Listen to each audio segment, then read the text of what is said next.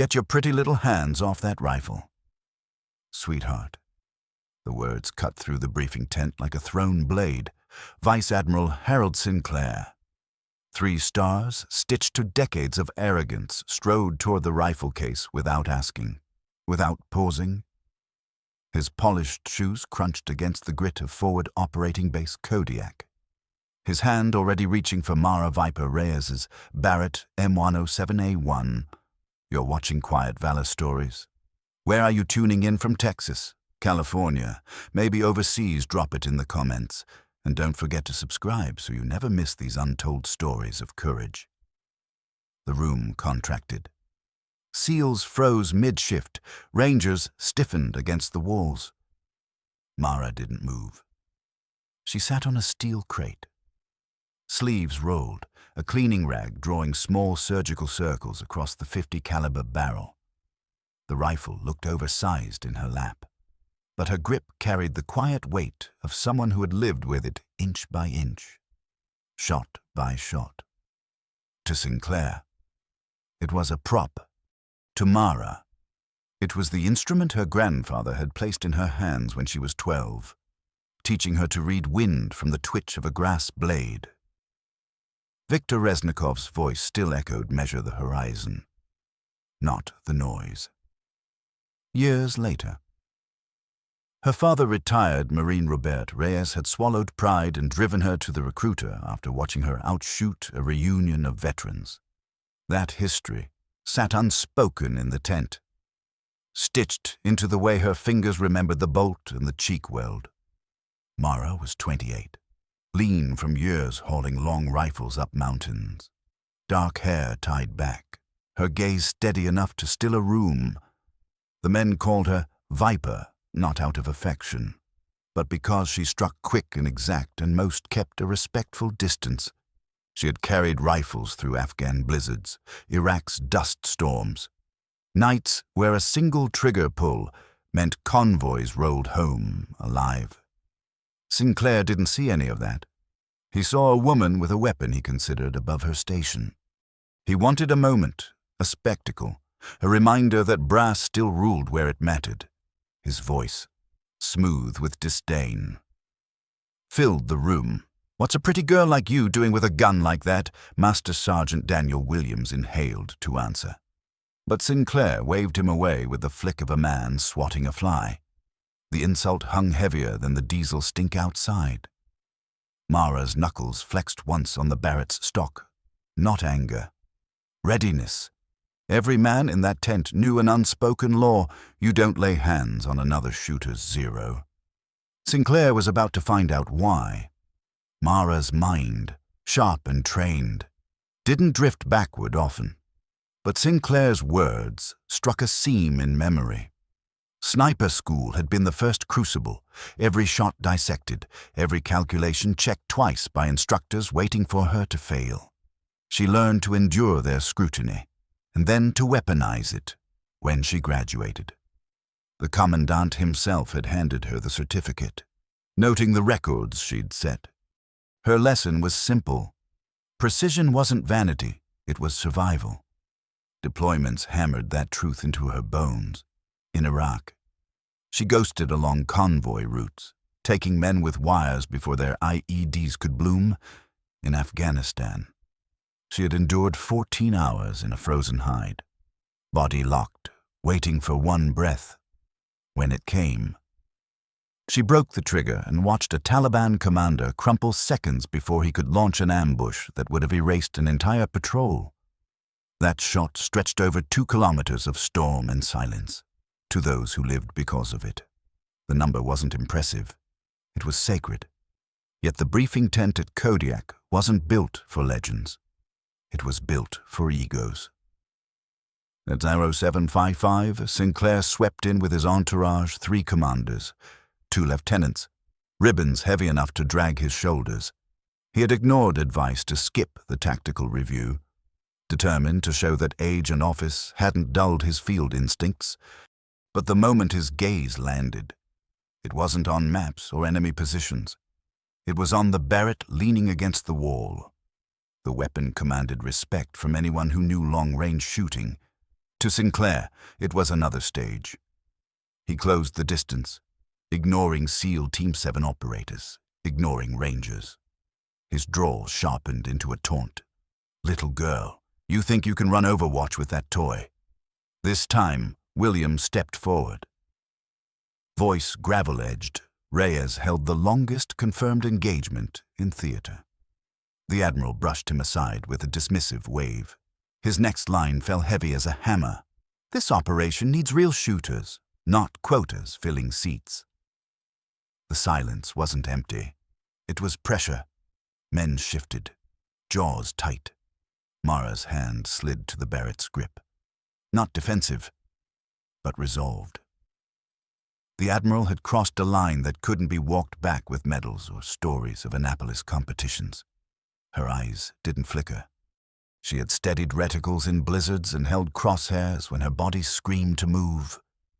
She would steady them now, not for pride, but because she knew one truth better than any brass in the room: precision saves lives. The tent waited, the air heavy with a single question when power and merit collide. Which would break first? Vice Admiral Harold Sinclair spoke with the polished ease of a man who had never been cold to the bone. Never counted wind shifts through a frozen scope. He leaned in close to Mara Viper Reyes's Barrett, voice dripping with nostalgia for Annapolis trophies and polished bullseyes. "I've been shooting since before you were born," he said, fingers extending toward the weapon like it was museum property. His hand touched the barrel. In any other room, it might have been nothing. In a sniper tent, it was a violation. A rifle is not community property. It's a living extension of the shooter.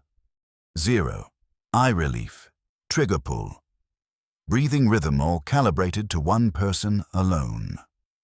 To touch it without permission was worse than arrogance. It was desecration. Aaron A.J. Jackson of SEAL Team 7 rose half an inch, instinct ticking like a safety being flipped. "Sir," he warned. Voice tight. Williams followed, gravel thick in his throat, citing her record 2 kilometers in combat.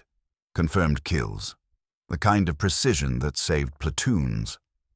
Sinclair swatted them aside like smoke, sneering about quota picks filling combat seats. The air turned heavy, every soldier waiting for something to break. Mara didn't flinch. Her hands had steadied through Afghan blizzards, through Iraqi dust storms, through endless nights where failure meant folded flags. Her grandfather's voice whispered across the years, "Never let them see you break. Force is saved for the moment that matters." Her knuckles closed on the stock. Sinclair's fingers pressed harder. The Barrett became a bridge of steel between two worlds: brass arrogance and battlefield truth. The tent held its breath. Then the flap snapped open. Specialist Louis Murphy stumbled in, boots coated in grit, face pale. 6 HVTs on the move. He gasped. Drone spotted them. Leadership meet. 4 hours out. Coordinates here. He thrust a laminated map forward, eyes locked on the valley markings. Everyone knew this was jackpot intelligence, the kind of strike that could tilt a whole campaign. Overwatch would make or break it. Sinclair's jaw tightened. His solution came fast. Too fast. "We'll send one of my officers," he said, pointing at a young lieutenant whose range card was barely inked. "They can handle it." The room shifted uneasily. A.J. Jackson muttered what everyone thought: Overwatch wasn't a checkbox, it was skill. Angle. The instinct to make a bullet ignore everything conspiring against it. Sinclair pulled at the Barrett again, hard enough to jar Mara's balance. That was his second mistake. Mara's training reacted before thought. She twisted the rifle, flowing with his momentum. Her left hand clamped his wrist, pressing into the median nerve with surgical precision. A controlled crack filled the room. Not bone, but pride snapping under pressure. The Admiral dropped to one knee, jaw slack, color draining from his face. Sidearms twitched in holsters. Soldiers froze between loyalty to rank and respect for law. For 3 heartbeats. The briefing tent balanced on a knife edge. Then Mara released him. She helped him up. Calm, unreadable, and issued her challenge in a voice cold as the steel she carried. 6 targets. Any range. If I miss even one, court-martial me. But if I hit them all, I take overwatch. No interference. It wasn't bravado. It was a wager her career against his pride. Sinclair, cradling his wrist, had no easy exit. Pride cannot back down without an audience. He agreed. Word spread through Kodiak like fire. Within minutes, Range Echo was swarmed rangers, SEALs, mechanics, clerks. 40 soldiers ringed the berm, curiosity thick as smoke. Targets were dragged into place 800, 1,000, 1,200, 1,400, 1,600 meters, and the last pushed to the weapon's edge, 1,810 meters across the valley. The desert crosswind tugged steady at 15 miles per hour. Mirage shimmer distorted the air.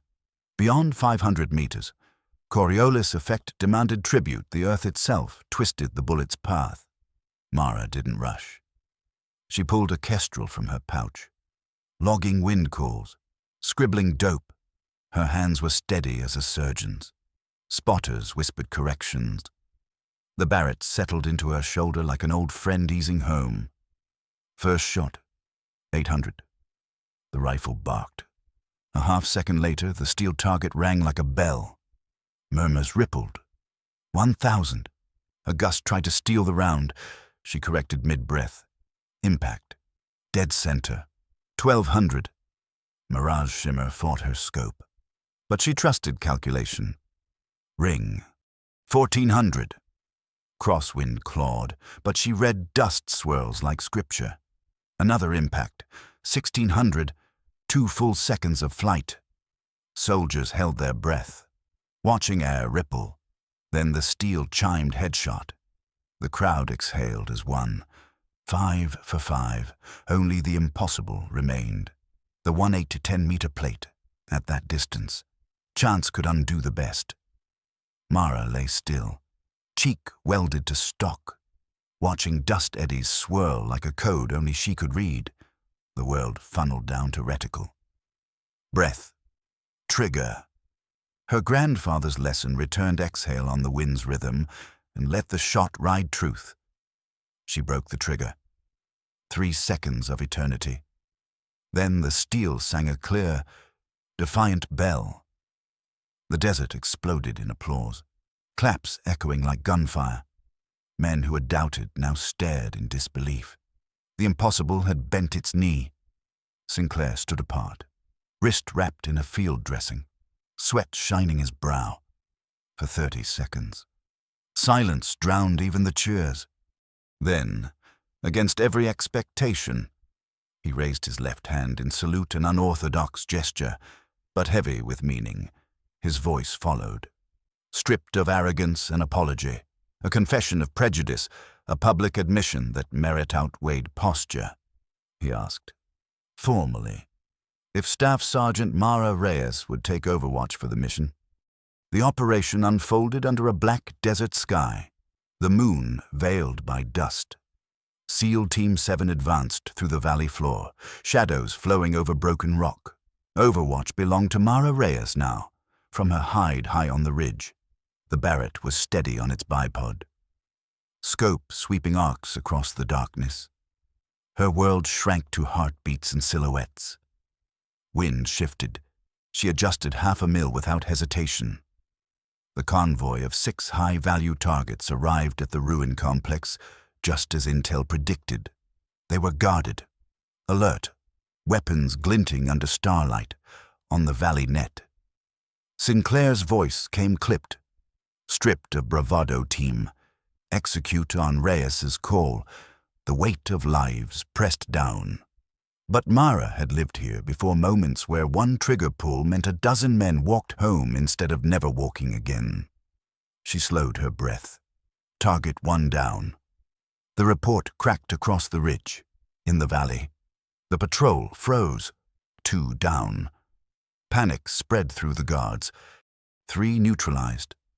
Her cadence was unbroken, clinical, inevitable. Each impact cleared the path, each shot cutting threads before they could tighten into a noose. Below, SEALs surged, breaching, clearing, pulling data and prisoners from the compound. Not one man on the ground took a round. Not one soldier failed to return.